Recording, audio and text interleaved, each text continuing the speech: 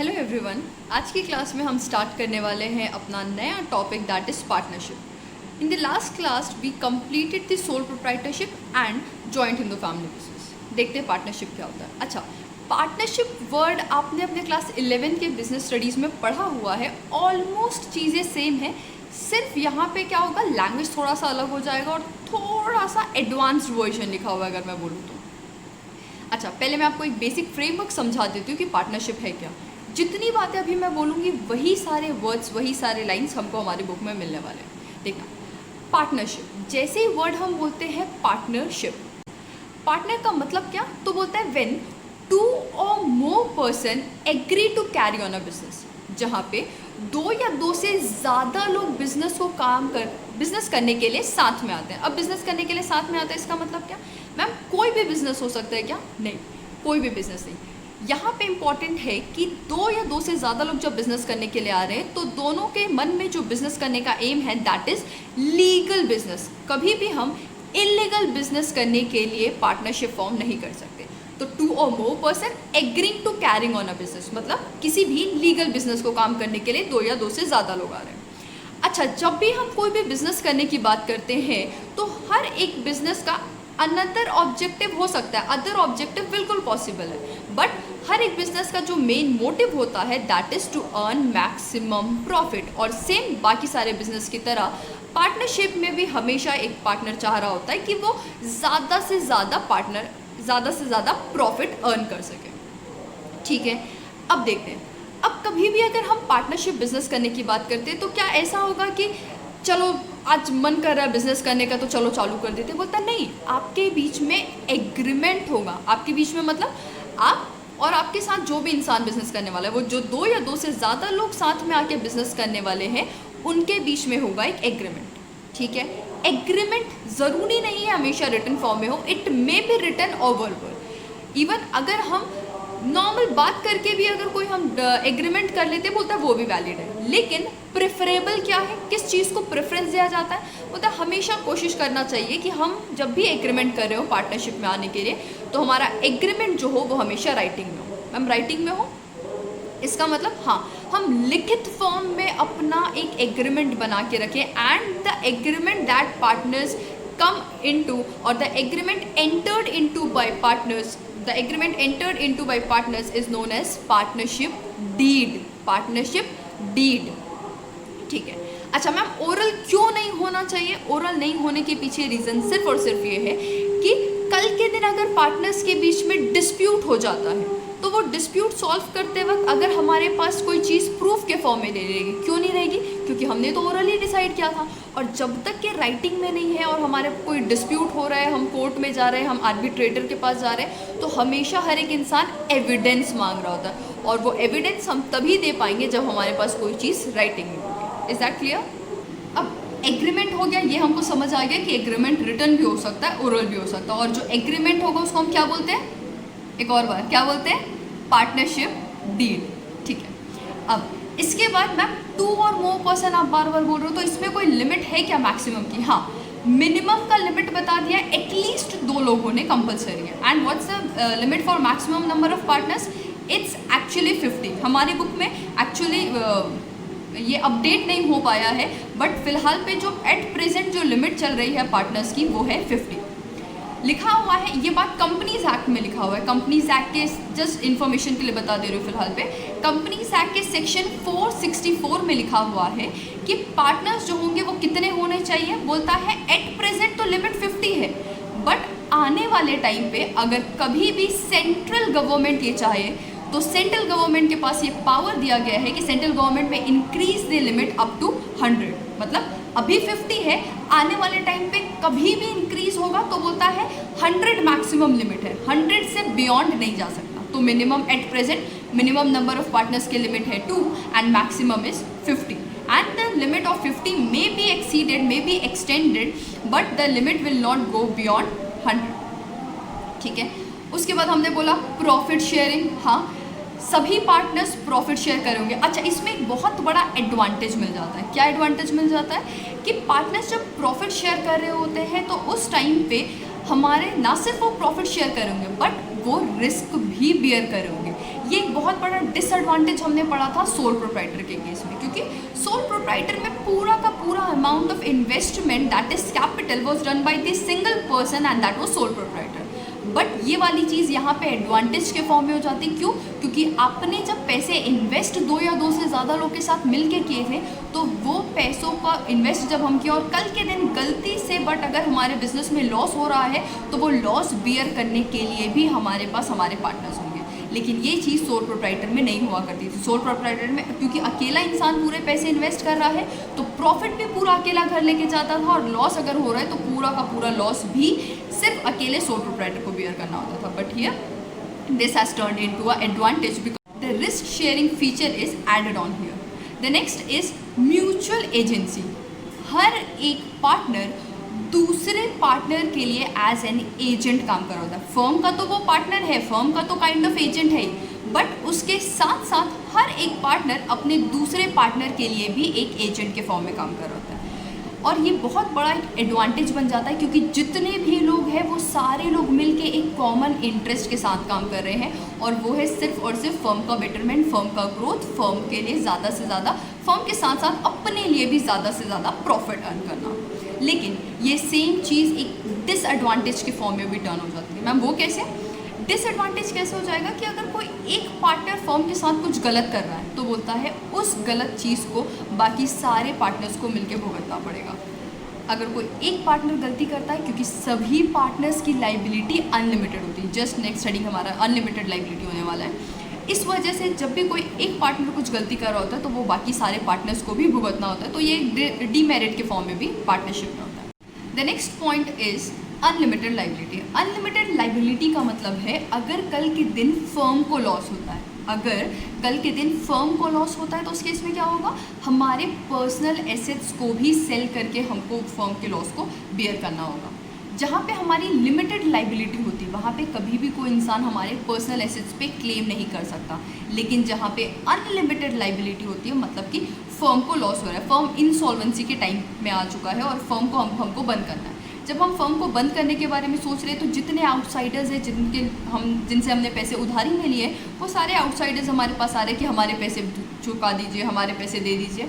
तो उस वक्त पे हमको क्या करेंगे, हम सारे फर्म के अपने एसेट्स को सेल करेंगे और जितना भी पैसा वो एसेट्स को डिस्पोज ऑफ करके हमारे पास आ रहा होगा, that money will be use to pay back our liabilities. हमारे लाइबिलिटीज़ को पे करने के लिए वो अमाउंट यूज़ कर रहे होंगे। लेकिन अगर मान लेते हैं एसेट्स को सेल करके हमारा अमाउंट आ रहा है 80,000, बहुत ही छोटा अमाउंट हम ले रहे हैं, मान लेते हैं एसेट्स को सेल करके हमारा आ रहा है 80,000 रुपीज़ और हमारी जो लाइबिलिटी है आउटसाइडर्स की वो है 1 लाख रुपीज़ की। उस केस में हम क्या करेंगे, अभी तो 80,000 आया, बाहर वालों को पे 1 लाख रुपीज़ करना है, तो बोलता है 80,000 आप वाला यूज़ करेंगे, बचत के 20,000 आपको अपने घर से ला के वहाँ पर लगाने होंगे। ठीक है क्या? इसका मतलब क्या कि अगर लाइबिलिटी ज़्यादा हो जाती है एसेट के वैल्यू से, अगर लाइबिलिटी ज़्यादा हो जा रही है एसेट के वैल्यू से, तो उस केस में क्या करेंगे, अपने पर्सनल एसेट्स को सेल करते हुए हम उनकी लाइबिलिटीज़ को पे बैक करने का काम करें। And the last point is succession of ownership. कभी भी पार्टनरशिप में ओनरशिप ट्रांसफरेबल नहीं होता है। ऐसा नहीं है कि कल के दिन जो इंसान पार्टनर रहेगा वो पार्टनर नहीं रह जाता है तो उसके बदले उसका लीगल हायर या उनके गार्जियन हो गए या कोई भी और इंसान उनके जगह नहीं ले सकता। कभी भी ओनरशिप ट्रांसफ़र करना पार्टनरशिप में अलाउड नहीं होता। अब सीधे चलेंगे हम बुक में और मैं लाइन टू लाइन आपको बता रही होंगी कि कौन कौन से लाइन हमारे काम के हैं और कौन से लाइन हमको अंडरलाइन करने हैं। देखना, फर्स्ट बोलता है पार्टनरशिप इम्प्लाइज कॉन्ट्रैक्चुअल को ओनरशिप। कॉन्ट्रैक्चुअल को ओनरशिप, दो वर्ड। कॉन्ट्रैक्चुअल मतलब हम एग्रीमेंट करके ही साथ काम करने आ रहे हैं, एंड को ओनरशिप। ओनरशिप वर्ड हम समझते हैं, ओनर मतलब हर वो इंसान जो बिजनेस का मालिक है वो इंसान ओनर हो गया। को वर्ड तब लग जाता है जब वही चीज़ को हमको किसी और के साथ शेयर करना पड़ा है। मतलब को ओनरशिप का मतलब जहाँ पे कोई और इंसान आपके साथ ओनरशिप शेयर करने के लिए आ गया वो कहलाएगा को ओनर। तो पार्टनरशिप इम्प्लाइज कॉन्ट्रैक्चुअल को ओनरशिप, दो या दो से ज़्यादा लोग मिलके कॉन्ट्रैक्ट करके एग्रीमेंट करके साथ में बिजनेस करने आए। आगे, it is a relationship between 2 or more person who agree to share the profit of a business। ये लाइन हम समझ चुके थे, दो या दो से ज़्यादा लोग क्यों आ रहे हैं साथ में, प्रॉफिट शेयर करने के लिए। द बिजनेस में be carried on by all or any of them acting for all. ठीक है, ये लाइन काम की है। बोलता है बिजनेस में be carried on by all, मतलब कि मान लेते हैं हम 10 लोग हैं, 10 लोगों ने बिजनेस में पैसे इन्वेस्ट किए, तो बोलता है या तो ये हो सकता है कि सभी लोग मिल के रोज़ डे टू डे बिजनेस के एक्टिविटीज़ में पार्टिसिपेट करें, या इसमें दूसरी चीज़ जो हो सकती है वो हो सकता है और any of them acting for all. Any of them acting for all का मतलब हो गया कि हो सकता है कुछ लोगों ने पैसे इन्वेस्ट ज़रूर किए होंगे लेकिन वो रोज़ काम करने नहीं आ रहे होंगे, उन्होंने सिर्फ एक इन्वेस्टमेंट के फॉर्म में, एक इनएक्टिव पार्टनर के फॉर्म में पैसे इन्वेस्ट किए, वो डे टू डे एक्टिविटीज़ में पार्टिसिपेट नहीं करें, but still they will be considered as a partner. Why? Because they have contributed the capital in our business. तो यहाँ पे बोल रहा है partner the business may be carried on by all or any of them acting for all. जो business carry on कर रहे हैं रोज़ आके, they will be called as the active partners, और any of them acting for all, या कुछ लोग, वो 10 लोग जिन्होंने पैसे इन्वेस्ट किए थे उसमें से मान लेते हैं 6 लोग सिर्फ activity, day to day activity में पार्टिसिपेट करें, तो बोलता है वो 6 लोग क्या हो जाएंगे, एनी ऑफ देम, मतलब वो 6 लोग acting for all of them, उन सारे लोगों के बिहाफ में सिर्फ ये लोग 6, ये सिर्फ 6 लोग पूरे बिजनेस को मैनेज करने का काम कर रहे होंगे। आगे बोलता है the contract that is an agreement enforceable by law called deed. Enforceable by law, इसका मतलब ऐसी चीज़, ऐसा एग्रीमेंट जिसको लेके कल के दिन अगर हमारे बीच डिस्प्यूट होता है या किसी भी XYZ रीज़न से हम उस चीज़ को कानून के सामने पेश कर सकते हैं, may be in the form of an evidence, as a proof or anything, as if in the form of an agreement also. उस चीज़ को हम कोर्ट में ले जाके कानून उस डॉक्यूमेंट को एक लीगल डॉक्यूमेंट के फॉर्म में, लीगल डीड के फॉर्म में कंसिडर कर रहा होता है, इसलिए लिखा हुआ है कि an agreement enforceable by law that is called as deed. It may be verbal और रिटन, हाँ बिल्कुल हमने देख लिया था कि वो रिटन फॉर्म में भी हो सकता है या फिर ओरली भी हो सकता है। It specifies the basis of association of the persons in a partnership business, example capital contribution, profit sharing etcetera, ये सारी चीज़ें आ जाएंगी। कैपिटल भी कॉन्ट्रीब्यूट कर रहे होंगे, प्रॉफिट शेयर कर रहे होंगे और काफ़ी सारे फीचर्स जो अब हम नीचे पॉइंट्स के फॉर्म में पढ़ने वाले हैं। The deed may be registered in India under the Indian Partnership Act 1932। यहाँ पे काम का वर्ड है may, मतलब बोल रहा है कंपलसरी नहीं है, आप चाहें तो अपने पार्टनरशिप को रजिस्टर करा सकते हैं, अपने डीड के एग्रीमेंट को रजिस्टर करा सकते हैं। और हमने ये बात कर ली थी कि हमारे इस एग्रीमेंट को, हमारे इस पार्टनरशिप को गवर्न करने के लिए एक स्पेसिफिक एक्ट बना हुआ है और इस एक्ट का नाम है इंडियन पार्टनरशिप एक्ट 1932। एक और बार, इंडियन पार्टनरशिप एक्ट 1932। ठीक है, अब फीचर्स में आ जाएंगे। फीचर्स का फर्स्ट पॉइंट बोलता है एग्रीमेंट। हाँ, ये एक एडवांटेज है, बाजू में देखेंगे आपको मेरिट लिखा हुआ मिल जाएगा। एडवांटेज क्यों है? क्योंकि जब भी हम कोई चीज़ एग्रीमेंट के फॉर्म में कर रहे होते हैं तो ये हमेशा एक ज़्यादा अच्छे से एडवांटेजेस वे में हम देख रहे होते हैं। देखना बाजू में लिखा ही हुआ है, बोलता है agreement makes it possible for the co owners of business who do not share a common ancestry of a family। बिल्कुल याद करना, कल हम जब पढ़े थे जॉइंट हिंदू फैमिली बिजनेस, उसमें हमने देखा था कि जॉइंट हिंदू फैमिली बिजनेस में क्या हो रहा था, आप उस फैमिली के लिए आप उस फैमिली बिजनेस के पार्ट हो सकते हैं only when you are born in that family. याद है क्या बोला है? जब हम उस परिवार में जन्म लिए तभी हम जॉइंट हिंदू फैमिली बिजनेस के मेंबर बन पा रहे थे। बट बोलता है यहाँ पे ये चीज़ एडवांटेज है, आपको कोई फैमिली बैकग्राउंड होना ज़रूरी नहीं है या आप उसी फैमिली के बिलोंग करते हो ये ज़रूरी नहीं है। आप सिर्फ अगर 2 लोग या 2 से ज़्यादा लोग एग्री करते हो साथ में बिजनेस करने के लिए तो आप एग्रीमेंट करते हुए पार्टनरशिप बिजनेस बिल्कुल फॉर्म कर सकते हो। द नेक्स्ट पॉइंट इज 2 और मोर पर्सन। शुरुआत से जब से पार्टनरशिप पढ़ना चालू किया हम ये वाली वर्ड बार बार देख चुके हैं। दैट इज़ एडवांटेज, बिकॉज लिखा हुआ है partnership allows raising of funds beyond the resources of an individual और सोल प्रोप्राइटर। अगर हम सोल प्रोप्राइटर की बात करते हैं तो सोल प्रोप्राइटर के लिए एक डिसएडवांटेज हुआ करता था क्योंकि उनको एक लिमिटेड अमाउंट का कैपिटल ही वो अपने बिजनेस में लगा पा रहे होते थे जो उनके खुद के पास होता था। और even if they were boring, even if he was boring, sorry, sole proprietor में अगर वो किसी और से बोरो भी कर रहे हैं तो भी एक लिमिटेड अमाउंट ही हो सकता है। लेकिन यहाँ पे एडवांटेज है क्योंकि ज़्यादा लोग होंगे तो कैपिटल इन्वेस्टमेंट भी ज़्यादा होगा automatically. Even a company being an artificial person can be admitted as a partner. Company being an artificial person, company को एक बहुत इंपॉर्टेंट फीचर दिया गया है, बोलता है कंपनी जो है ना वो पर्सन के इक्विवेलेंट है। एक इंसान जो काम कर सकता है ऑलमोस्ट वो सारे काम एक कंपनी भी कर सकता है। कंपनी अपने खुद के नाम से बैंक में अकाउंट ओपन करवा सकता है, कॉन्ट्रैक्ट कर सकता है, किसी और पे केस कर सकता है, कैन स्यू एंड बी सूड। कोई दूसरा इंसान कंपनी पे चाहे तो कंपनी के खुद के नाम से केस कर सकता है। बोलता है ऐसे काफ़ी सारे फीचर्स कंपनी को मिले हैं जो आने वाले टॉपिक पे हम पढ़ने वाले हैं। होता है इसलिए कंपनी एक आर्टिफिशियल पर्सन है, और क्योंकि एक इंसान ही तो है जो पार्टनर में एक इंडिविजुअल के फॉर्म में एंट्री ले रहा है, सेम उसी तरीके से एक कंपनी भी एज एन इंडिविजुअल पर्सन जो है वो पार्टनरशिप में एक पार्टनर बन सकती है। मैम अब क्या वो रोज़ आके काम करेगी? तो बोलता है उसके बिहाफ में उसके लोग आ सकते हैं काम करने के लिए, या सिर्फ इन्वेस्टमेंट के पर्पज़ के लिए कंपनी जो है वो किसी भी पार्टनरशिप फर्म में एडमिट की जा सकती है, एंट्रेंस उसको एंट्री मिल जाएगी कुल मिला के।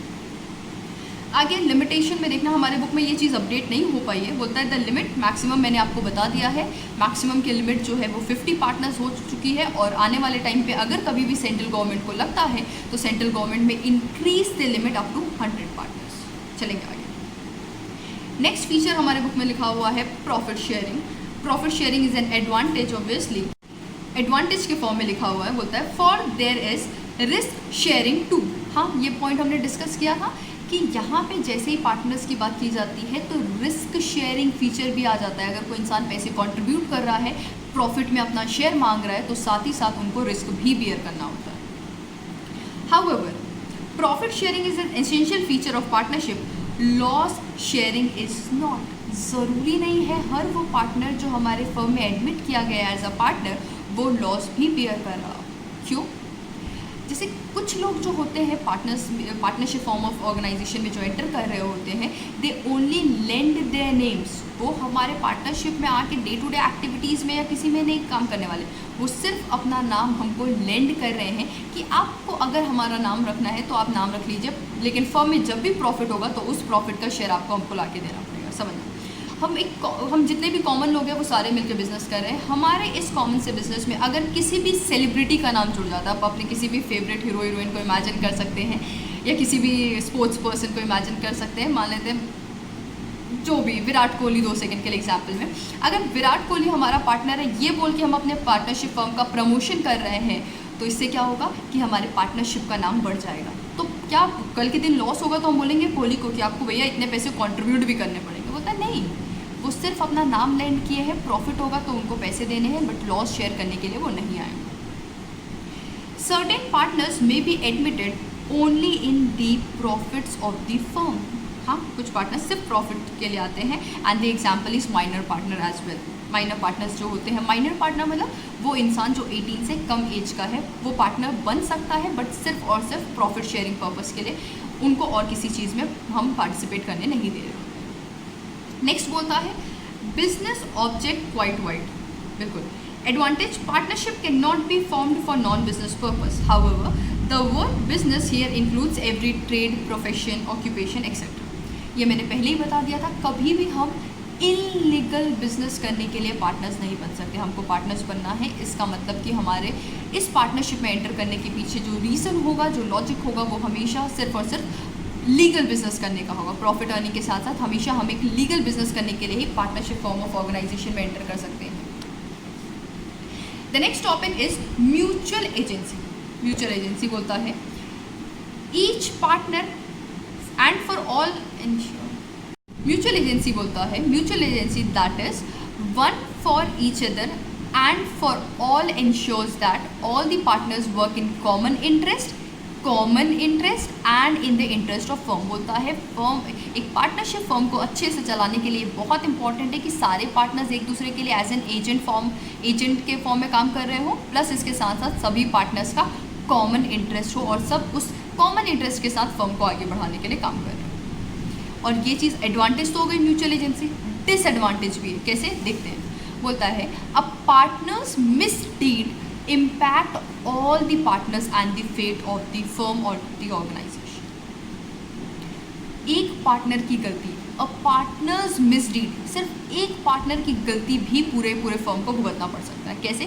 For example, if a partner in an auditing firm becomes a party to a corporate spam, its impact may be disasters for the firm. अगर कोई ऑडिटिंग करने वाली फर्म का, हमारी जो फर्म है वो ऑडिटिंग करने वाली फर्म है, मान लेते हैं हम सारे सीए मिलके अपना एक फर्म बनाए हैं, और उस फर्म में हमारे ही किसी पार्टनर किसी स्पैम में उसका नाम आ जाता है कि किसी जगह कोई घोटाला हुआ है और उस घोटाले में हमारे किसी पार्टनर का नाम आता है, तो बोलता है नाम सिर्फ एक पार्टनर का आया है बट भुगतना हम सभी पार्टनर्स को पड़ेगा, क्योंकि कल के दिन जब फर्म के ऊपर एक्शन लिया जाएगा तो स्पेसिफिक पार्टनर काम भले वो पार्टनर की करने जाया करता था उस जगह पे हमारे बिहाफ में, लेकिन जहाँ पे नाम आएगा तो बोलता है उस पार्टनर के साथ साथ इस फर्म ने ये घोटाले में शामिल थे, ये बात बोल के वहाँ पे नाम आएगा। तो बोलता है ये सभी पार्टनर्स के लिए बहुत बड़ा डिसएडवांटेज होता है। नेक्स्ट बोलता है unlimited liability.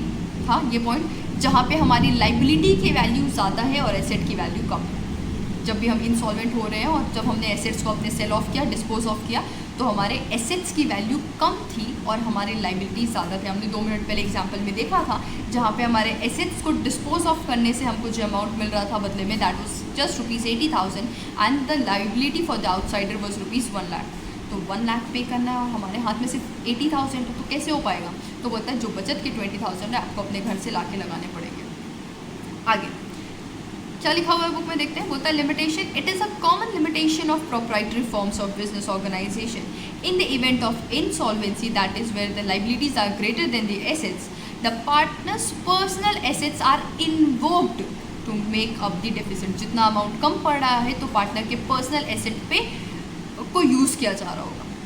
Owing to the mutual agency, the liability of all the partners is both joint and several। सारे पार्टनर्स की liability, every partner will be held jointly and severally liable. मतलब आपको पूरे firm को मिलके जो पैसे चुकाने वो तो है, तो वो पूरे फर्म मिलके पैसे कैसे चुका रहा होगा? बोलता है कुछ नहीं, जॉइंटली तो आप सब मिलके पैसे, लेकिन वो जॉइंटली पैसा आएगा कैसे? बोलता है सेवरली, इंडिविजुअली आपको वो पैसे एक्यूमुलेट करने हैं और फिर फर्म के नाम से जाके वो पैसे जितने भी आउटसाइडर्स हैं उनकी लाइबिलिटी पे ऑफ करनी पड़ेगी। Next point says fate as a going concern. Limitation है भैया, कब तक चलेगा कोई भरोसा नहीं है। जिस दिन कोई एक पार्टनर ने नोटिस दे दिया बाकी सारे पार्टनर्स को कि भैया राम राम हमको अपना दूसरा बिजनेस करना है या हम आपके फर्म में पार्टिसिपेट नहीं करना चाहते हैं, तो बोलता है उस दिन से बाकी सारे पार्टनर्स को या तो फर्म बंद करना पड़ेगा या रिकन्स्टिट्यूट करना पड़ेगा। बोलता है दोनों ही केसेस में वो जो प्रोसेस होगा, वो जो टाइम पीरियड होगा, वो जो कॉस्ट लग रहा होगा उस चीज़ को करने में, वो बहुत ज़्यादा हैवी अमाउंट होता है या टाइम पीरियड ज़्यादा लग रहा होता है, जो कि एक बहुत बड़ा डिसएडवांटेज है। देखते हैं limitations. Since partnership arises out of contract, जैसे पार्टनरशिप में एंटर करने के लिए कॉन्ट्रैक्ट में आए थे, वैसे ही it also ceases in the same way, वैसे ही जब कॉन्ट्रैक्ट तोड़ना होगा, जब पार्टनरशिप हमारे बीच में ब्रेक हो रहा होगा तब भी कॉन्ट्रैक्ट करना होगा। A partner may serve a notice of severance to the firm and the partnership comes to an end. जैसे ही पार्टनर ने नोटिस दिया, पार्टनरशिप खत्म। आगे बोलता है The remaining partners may agree to carry on the business of the firm. However, चाहे तो बाकी पार्टनर्स कैरी ऑन कर सकते हैं, लेकिन इसमें कहानी में ट्विस्ट कहाँ पे आएगा? बोलता है the severance cost and the loss of momentum makes the partnership a vulnerable form of business organisation. बोलता है वो जो अलग होने का आपका कॉस्ट लगेगा, वो जो रिकन्स्टिट्यूट कर रहे होगे किसी पार्टनर के रिटायर होने के बाद, किसी पार्टनर के जाने के बाद, तो बोलता है उसमें टाइम लग जाएगा। आप उतने दिन तक जो डिस्टर्ब रहोगे, आप उतने दिन तक जो अपने बिजनेस को कैरी ऑन नहीं कर पा रहे होगे, जिसकी वजह से आपको लॉस बियर करना पड़ेगा, वो भी आपको एक डिसएडवांटेज के फॉर्म में। तो बोलता है पार्टनरशिप का ये जो गोइंग कंसर्न वाला चीज़ है वो बहुत ज़्यादा अनसर्टेन होता है। And the last point is succession of ownership. Succession of ownership क्या बोलता है? लिमिटेशन ऑब्वियसली हमने पढ़ लिया था, हमने जान लिया था कि कभी भी पार्टनरशिप में ओनरशिप जो है वो ट्रांसफरेबल नहीं होती है। मतलब अगर आप खुद पार्टनर रहना चाहते हैं तो आप रह सकते हैं, अगर आपको जाना है तो ये नहीं बोलेंगे कि मेरे जाने के बाद मेरा कोई और लीगल हायर जो है या मेरे फैमिली का कोई और इंसान मैं उसको अपनी पोस्ट या उसका अपना पोजीशन में उसको दे के जाना चाहता हूँ। कब तक नहीं बोल सकता? बोलता है जब तक बाकी सारे पार्टनर्स मिलकर एग्री नहीं करेंगे तब तक वो किसी भी नए इंसान को अपने फर्म में एडमिट नहीं कर सकते। देखते हैं limitations. Ownership is not easily transferable, a new partner can be admitted only if the other partners consent. होता है बाकी सारे पार्टनर जब उस चीज़ के लिए हाँ बोलेंगे तब जाके आप सिर्फ और सिर्फ तभी जाके आप ओनरशिप ट्रांसफ़र कर पा रहे होंगे, और ये बहुत बड़ा लिमिटेशन है। ठीक, आज के लिए बस इतना ही, आगे हम पढ़ेंगे कल की क्लास में। तब तक के लिए बाय बाय।